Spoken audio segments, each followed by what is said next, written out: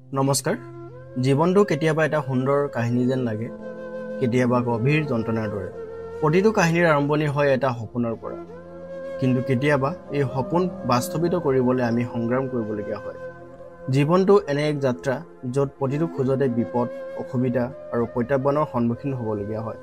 কিন্তু প্ৰতিটো আন্ধাৰ ৰাতিৰ পাছতহে এটা নতুন পুৱা আহে আজি আপোনালোকলৈ আগবঢ়াইছো অসমৰ সৰু এখন গাঁৱৰ অংগনবাড়ীৰ সহায়িকা ৰাধা দেৱী আৰু তেওঁৰ পুত্ৰ ৰাহুলৰ কাহিনী অসমৰ এখন সৰু গাঁৱত ৰাধা দেৱী নামৰ এগৰাকী অংগনবাড়ী শ্ৰমিকে বসবাস কৰিছিল তাই সকলো কামতে পাৰ্গত তথা এজনী সৎ মানৱীয়তাৰ নিদৰ্শন আছিল কিন্তু তাইৰ জীৱন এটা সংগ্ৰামতকৈ কম নাছিল ৰাধা দেৱীৰ স্বামী ৰামপ্ৰসাদ মদ্যপায়ী মানে মদাহী আছিল কাম বন্ধু নকৰে বৰঞ্চ পত্নীয়ে কৰা উপাৰ্জনৰ টকাবোৰ জুৱা আৰু মাদক দ্ৰব্যত খৰচ কৰি পেলাইছিল প্ৰতিদিনে তেখেতে মদ খাই ঘৰলৈ আহে আৰু ঘৰত বিশৃংখলতা চিঞৰ বাখৰ আৰু মাতৃ পুত্ৰৰ কান্দোন এনেবোৰ বিশৃংখলতা নেওচি ৰাধাই সদায় বিদ্যালয়ত সৰু সৰু কণমানিহঁতক পাঠদান পুষ্টি চাফ চিকুণ কৰি নিজৰ কৰ্তব্য অটুট ৰাখি আহিছিল আৰু লগতে নিজৰ একমাত্ৰ সন্তান ৰাহুলক ডাঙৰ হৈ যাতে এজন ভাল মানুহ হয় তাৰ বাবে তাই সদায় চেষ্টা কৰি আহিছিল ৰাধা দেৱীৰ প্ৰতিটো দিনেই আছিল কঠোৰ পৰিশ্ৰম আৰু সপোনৰ যুঁজ ৰাহুল মাকৰ লগত স্কুলত গৈ পঢ়িছিল ইতিমধ্যে ৰাহুল ডাঙৰ হৈ গৈছে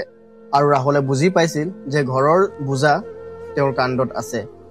মাকৰ সৰুৰে পৰা দিয়া শিক্ষাই ৰাহুলক কম বয়সতে বহুখিনি কথা বুজি উঠিবলৈ সহায় কৰিছিল ৰাহুলৰ সপোন আছিল ডাঙৰ হৈ মাকক এই যন্ত্ৰণাদায়ক জীৱনৰ পৰা ওলাই অনাত দিনবোৰ পাৰ হৈ গৈ আছে তেনেকৈয়ে ৰাধা দেৱীৰ স্বামী ৰামপ্ৰসাদৰ মাদক দ্ৰব্য সেৱন কৰাটো বেছিকৈ বাঢ়ি গৈ আছে আৰু ঘৰত বিশৃংখলতা বাঢ়ি গৈ আছে এনেকুৱা পৰিস্থিতিত ৰাহুলৰ অধ্যয়ন কৰাটো সম্ভৱ নহয় সেইটো কথা ৰাহুলে বুজি পালে আৰু এদিন ৰাহুলে কাকো নোকোৱাকৈ সপোন পূৰণ কৰিবলৈ ঘৰৰ পৰা ওলাই গ'ল দিনবোৰ পাৰ হৈ গ'ল ৰাধাই ৰাহুলক গাঁও বজাৰ ৰেল ষ্টেচন ইত্যাদি সকলোতে বিচাৰিলে কিন্তু ক'তো অনুসন্ধান নাপালে অৱশেষত তাই অনুসন্ধান কৰা বাদ দিলে তাৰ পাছতে এদিন এটা দুখৰ খবৰ আহিল অতিপাত মাদক দ্ৰব্য সেৱন কৰাত ৰামপ্ৰসাদ মৃত্যু হয় এনেতে ৰাধা দেৱীৰ জীৱনটো আৰু অধিক নিঃসংগ হৈ পৰিল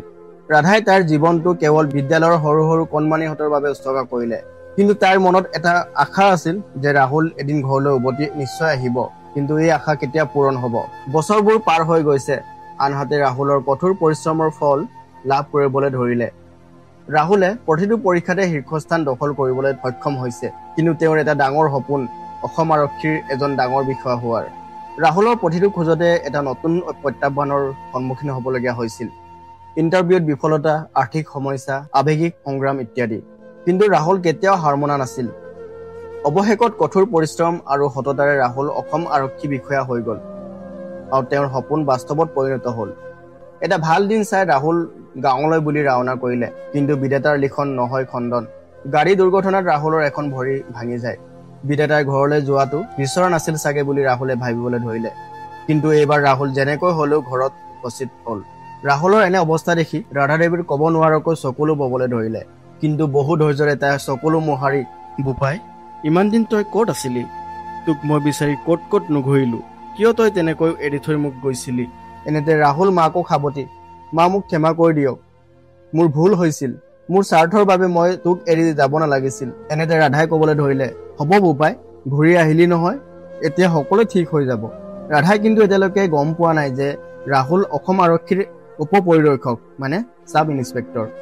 যেতিয়া বাহিৰৰ পৰা আৰক্ষী পোছাকত এজন বিষয়া আহি ছাৰ বুলি সম্বোধন কৰিলে তেতিয়া ৰাধাই নিমাত হৈ গ'ল ৰাধাই গম পালে যে ৰাহুলে সৰুতে যি সিদ্ধান্ত লৈছিল আজি এই সিদ্ধান্তত উপনীত হৈছে দুয়োৰে চকুত চকু পানী কিন্তু এয়া দুখৰ চকু পানী নহয় এতিয়া তেওঁলোকৰ যাত্ৰাই নতুন ৰূপ ল'লে